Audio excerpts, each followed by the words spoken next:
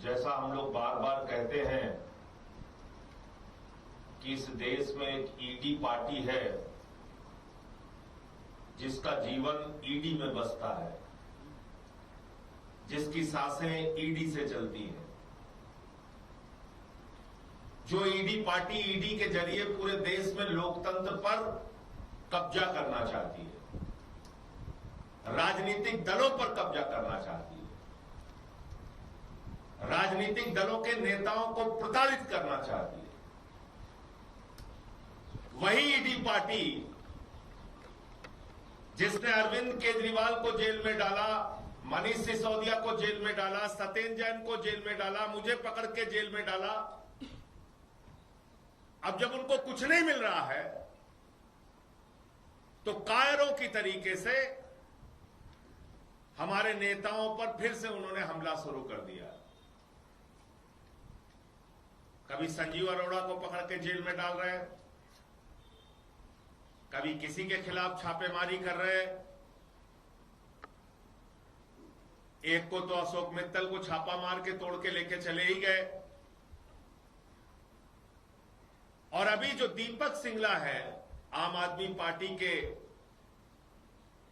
गोवा के सह प्रभारी, दीपक सिंगला के ऊपर बिना किसी कारण के ईडी पार्टी और उसके मुखिया पड़े हुए। यह पूरा मामला क्या है, मैं 2 मिनट में आपको समझाता हूं। दीपक सिंगला के रिश्तेदारों के खिलाफ 2014 में, याद रखिएगा कोई आज का मामला नहीं है, 2014 में दीपक सिंगला के रिश्तेदारों के खिलाफ मुकदमा दर्ज हुआ, एफआईआर हुई। और उस मामले में जांच पूरी हो गई। जांच पूरी होने के बाद कोर्ट में चार्जशीट दाखिल हो गई। चार्जशीट दाखिल होने के बाद ट्रायल लगभग पूरा होने जा रहा है। तो दीपक सिंगला के रिश्तेदारों पर जो मामला हुआ था उसको लेके लगातार छापेमारी, गिरफ्तारी, छापेमारी, गिरफ्तारी चल रही है। पहले दीपक सिंगला को पकड़ के जेल में डाला, आज उनके भाई रमन सिंगला के ऊपर छापेमारी कर दी ईडी पार्टी की ईडी ने। आज हमारे कार्यकर्ता जो गोवा में काम करते हैं, सोनू बजाज, वॉलेंटियर है हमारा, उसके घर में ईडी पार्टी की ईडी ने छापेमारी कर दी। अमरीक सिंह, वो भी हमारा वॉलेंटियर है, पार्टी का कार्यकर्ता है, कोई लेना देना नहीं किसी बिजनेस से, कोई लेना देना नहीं किसी काम से, उसके घर में छापेमारी कर दी। गोवा में वो काम कर रहा है ईडी पार्टी की ईडी ने। तो इससे एक बात यह जरूर साबित होती है कि देश के प्रधानमंत्री एक कायर प्रधानमंत्री हैं, डरपोक प्रधानमंत्री हैं। और कायर और डरपोक की पहचान यह होती है कि वो पीछे से हमला करता है। कायर पीछे से हमला करता है। कायर की पहचान यह होती है, कभी आंख में आंख मिला के आपसे बात नहीं कर पाएगा। कायर की पहचान यह होती है कि अपने से कमजोर आदमी को दबा दो, उसके ऊपर ईडी छोड़ दो, सीबीआई छोड़ दो, पकड़ के जेल में डाल दो, मुकदमे लिखो, छापेमारी करो। लेकिन जब ट्रंप का मुकाबला हो तो वहां भीगी बिल्ली बन जाओ, वहां मासूम चूहा बन जाओ। जो हालत हमारे प्रधानमंत्री की है, वो अरविंद केजरीवाल के लिए तो शेर हैं, वो दीपक सिंगला के लिए तो शेर हैं, हमारे कार्यकर्ता सोनू बजाज के लिए भी शेर है, अमरीक सिंह के लिए भी शेर है।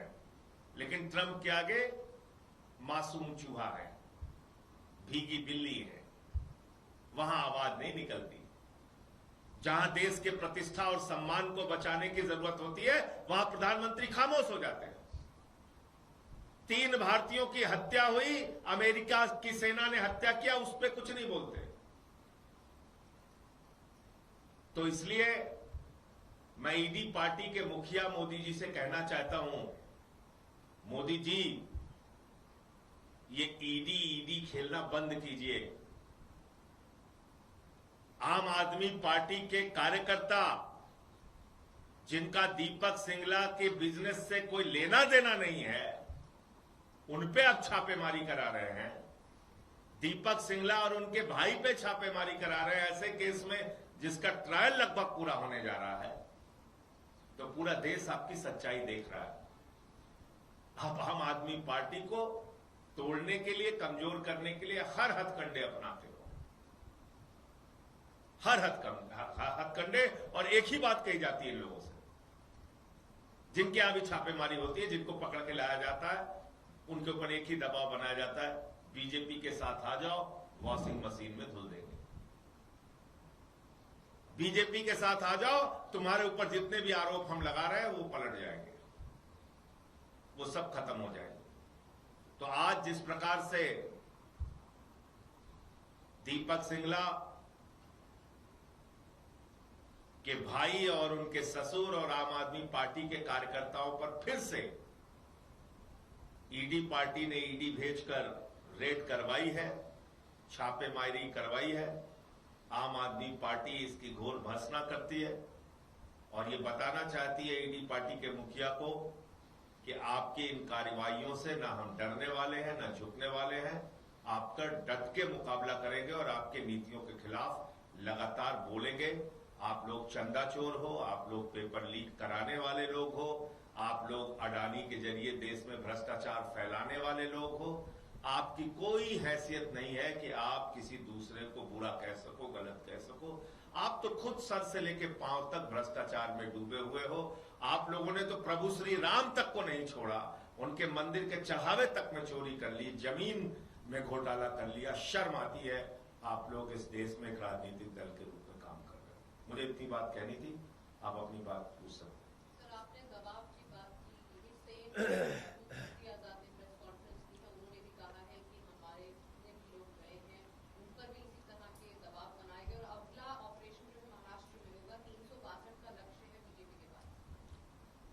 देखिए, निश्चित रूप से जो वो कह रहे हैं वो सही कह रहे हैं, गलत नहीं कह रहे हैं। यही इनका तरीका हो गया, दबाव बनाते हैं और दबाव बना के पार्टियों को तोड़ते हैं। अब ईडी पार्टी के पास ईडी है, सीबीआई है, एजेंसियां हैं, उसका जमकर वो दुरुपयोग करते हैं। लेकिन मैं तो यही कहता हूं बार बार ना कि आपकी बहादुरी का परिचय कब होगा, आपकी बहादुरी की पहचान कब होगी? जब संकट आएगा तभी तो पहचान होगी। ये सारे लोगों की क्या हालत हो गई, क्या क्या कस्में खाते थे ममता बनर्जी के नाम पे, कितनी बड़ी बड़ी बातें करते थे, काबा मदीना गाना गाते थे। उस सयानी घोष को आप देख लीजिए। तो कुछ तो अपनी बातों में दम होना चाहिए ना। इतने कायरों की तरह डर के झुक के कैसे काम चलेगा? आपके ऊपर ईडी छोड़ दिया, सीबीआई छोड़ दिया, थोड़ा सा दबाव बन गया, हाँ जी जी हुजूर बताओ। ये कौन सा तरीका है? आपको ममता बनर्जी से कोई तकलीफ है? पार्टी फोरम के अंदर बात कहते हैं आप, और आप उन्हीं लोगों के साथ मीटिंग कर रहे हैं, उसी पार्टी के साथ जिस पार्टी ने कहा सयानी घोष का सर काट के लाओ, 1 करोड़ रुपए इनाम देंगे। और आज ना बीजेपी को कोई प्रॉब्लम है सयानी घोष को अपने साथ मिलाने में, और टीएमसी के सांसदों को अपने साथ मिलाने में, ना उनके अंधभक्तों को कोई समस्या है और ना ईडी पार्टी को कोई समस्या है। इसका मतलब इनका कोई दीन धर्म नहीं है। मैं तो बार बार कहता हूं, सिर्फ दाऊद इब्राहिम का बीजेपी में आना बाकी रह गया है। बाकी सब सारे कैटेगरी के बेईमान भ्रष्टाचारी माफिया सब बीजेपी में आ चुके हैं।